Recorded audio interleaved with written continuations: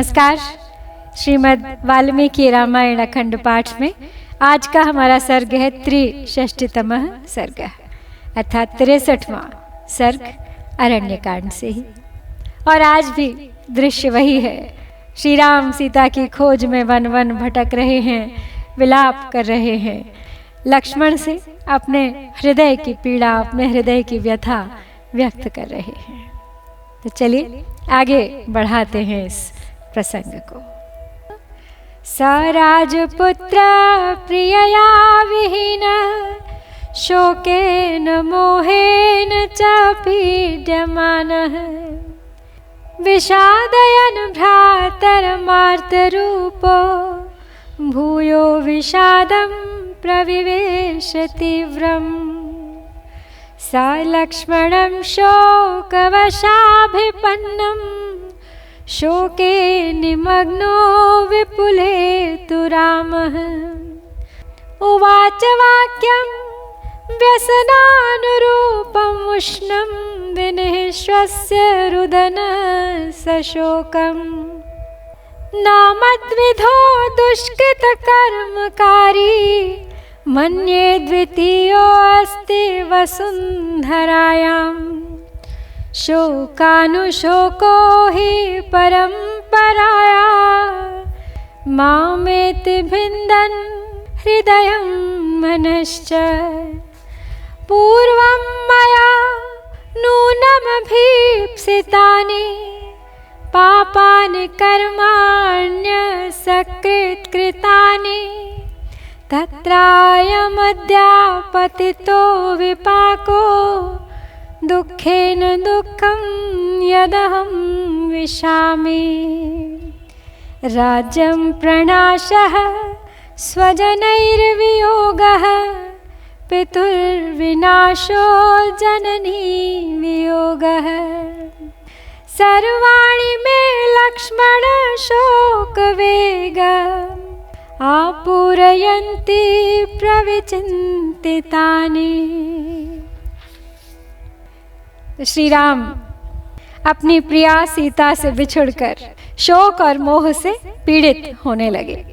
वे स्वयं तो पीड़ित थे ही, अपने भाई लक्ष्मण को भी विषाद में डालते हुए पुनः तीव्र शोक में मग्न हो गए। लक्ष्मण भी शोक के अधीन हो रहे थे। अपने भाई का शोक दुख उनसे देखा नहीं जा रहा था। लेकिन राम अपनी व्यथा कहते भी तो किससे।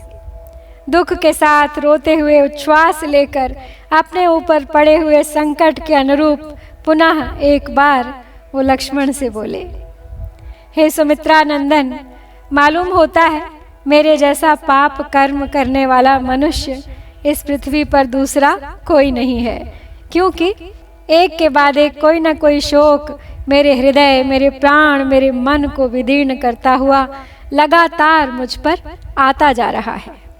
निश्चय ही पूर्व जन्म में मैंने अपनी इच्छा के अनुसार बारंबार बहुत से पाप कर्म किए हैं। उन्हीं में से कुछ कर्मों का यह परिणाम आज प्राप्त हुआ है, जिससे मैं एक दुख से दूसरे दुख में पड़ता जा रहा हूँ। पहले तो मैं राज्य से वंचित हुआ, फिर मेरा स्वजनों से वियोग हुआ, तत्पश्चात पिताजी का परलोकवास हुआ, फिर माता से बिछड़ना पड़ा। हे लक्ष्मण, ये सारी बातें जब मुझे याद आती हैं तब मेरे शोक के वेग को और बढ़ा देती हैं। सर्वं तु दुःखं मम लक्ष्मणेदं शान्तं शरीरे वनमेत्य क्लेशं सीता वियोगात् पुनरप्युदीर्णं काष्ठैरिवाग्निः सहसोपदीप्तः सानूनमार्या मम राक्षसेन ह्यभ्याहृताखं समुपेत्य भीरुः अपस्वरं सुस्वर विप्रलापा भयेन विक्रन्दितवत्यभीक्ष्णम् तौ लोहितस्य प्रियदर्शनस्य सदोचितावुत्तमचन्दनस्य वृत्तौ स्तनौ शोणितपङ्कजौ शोकदिग्धौ नूनं प्रियायां मम नाभिपातः तच्छलक्ष्णं सुव्यक्तमृदु प्रलापं तस्याः मुखं कुञ्चितकेशभारं रक्षो वशं नूनम् उपागताया न भ्राजते राहुमुखे यथेन्दुः तां हारपाशस्य सदोचितान्तां ग्रीवां प्रियायां मम सुव्रतायाः रक्षांसि नूनं परिपीतवन्ति शून्ये हि भित्त्वा रुधिराशनानि। तो श्री राम लक्ष्मण से अपनी व्यथा व्यक्त करते हुए आगे कहते हैं कि हे लक्ष्मण, वन में आकर क्लेश का अनुभव करके भी यह सारा दुख सीता के समीप रहने से मेरे शरीर में ही शांत हो गया था, परंतु सीता के वियोग से वह फिर उद्दीप्त हो उठा है। जैसे सूखे काठ का संयोग पाकर आग सहसा प्रज्वलित हो उठती है। हाय, मेरी श्रेष्ठ स्वभाव वाली पत्नी को अवश्य ही राक्षसों ने आकाश मार्ग से हर लिया है। उस समय सुमधुर स्वर में विलाप करने वाली सौम्य सीता भय के मारे बारंबार विकृत स्वर में अवश्य क्रंदन कर रही होगी। मेरे प्रिया के अंग जो सदा लाल चंदन से चर्चित होने योग्य थे, निश्चय ही रक्त की खींच में सन गए होंगे। हाय, इतने पर भी मेरे शरीर का पतन क्यों नहीं होता। राक्षस के वश में पड़ी हुई मेरी प्रिया का वह मुख जो स्निग्ध एवं सुस्पष्ट मधुर वार्तालाप करने वाला तथा काले काले घुंघराले केशों के भार से सुशोभित था, वैसे ही श्रीहीन हो गया होगा, जैसे राहु के मुख में पड़ा हुआ चंद्रमा शोभा नहीं पाता है।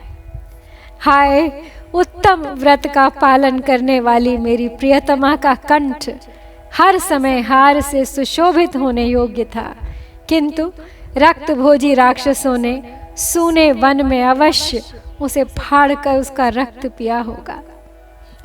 मया विहीना विजने वने सा रक्षोभिराहृत्य विकृष्यमाणा नूनं विनादं कुररीव दीना सा मुक्तवत्यायतकान्तनेत्रा अस्मिन् मया सार्धमुदारशीला शिलातले पूर्वमुपोपविष्टा कान्तस्मिता लक्ष्मण जातहासा त्वमाह सीता बहुवाक्यजातं गोदावरीयं सरितां वरिष्ठा प्रिया प्रियाया मम नित्यकालम् अप्यत्र गच्छेदिति चिन्तयामि नैकाकिनी याति हि सा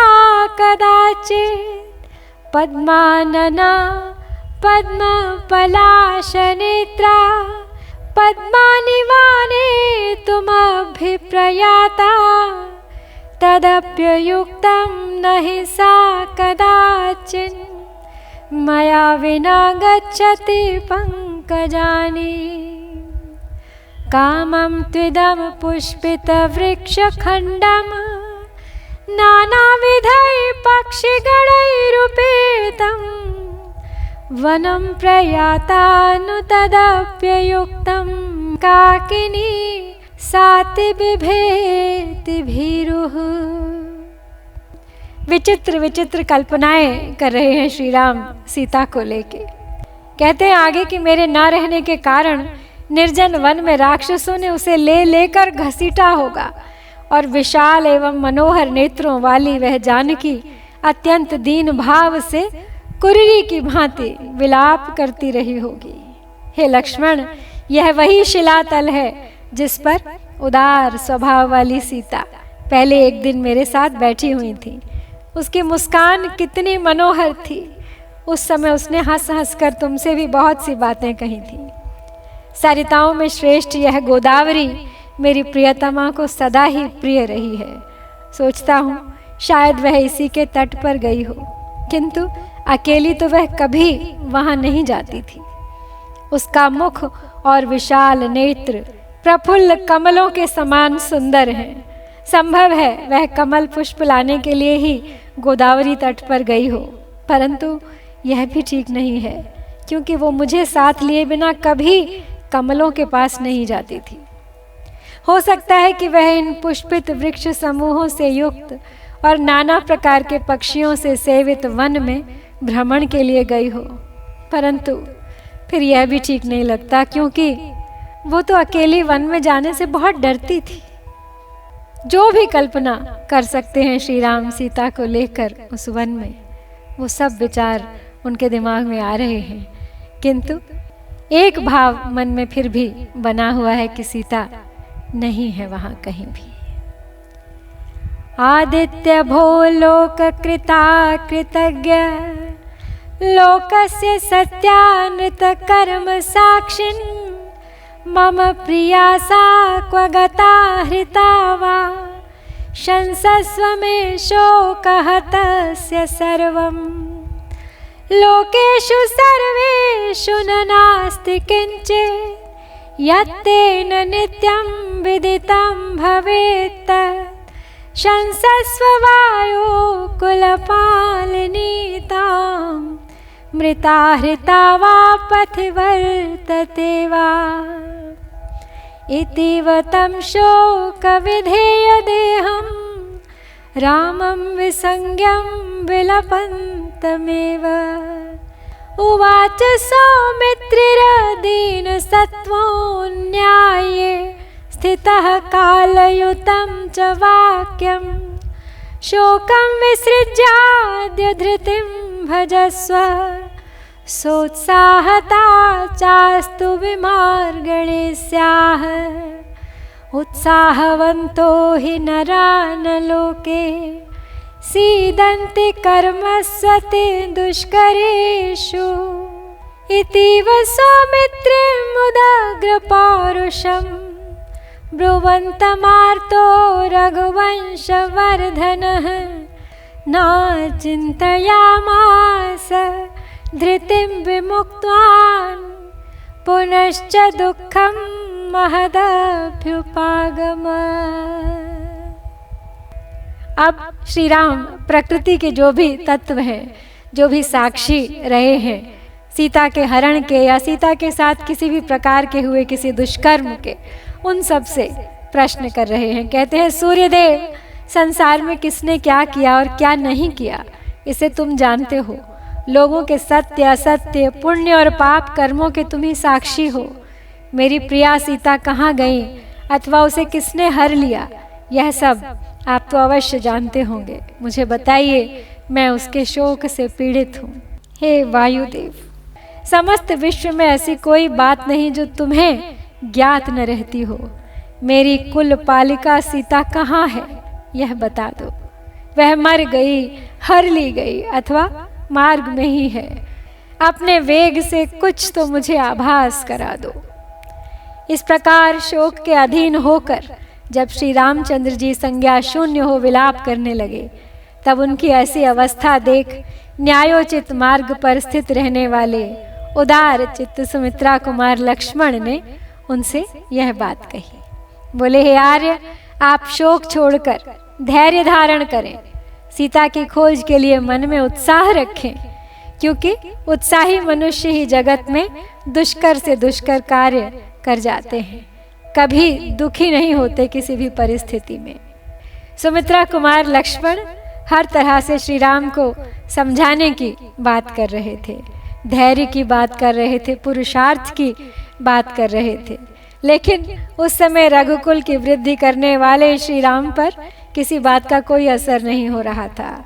आर्त होकर उन्होंने उनके कथन के औचित्य पर कोई ध्यान ही नहीं दिया और धैर्य छोड़ वे पुनः महान दुख में पड़ गए। सीता को याद कर करके विलाप करने लगे।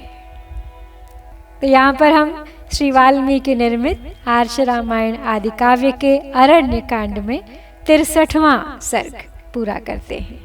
इत्यार्षे श्रीमद् रामायणे वाल्मीकिये आदिकाव्ये अरण्यकाण्डे 63तमः सर्गः। ॐ श्री सीतारामचन्द्राभ्यां नमः।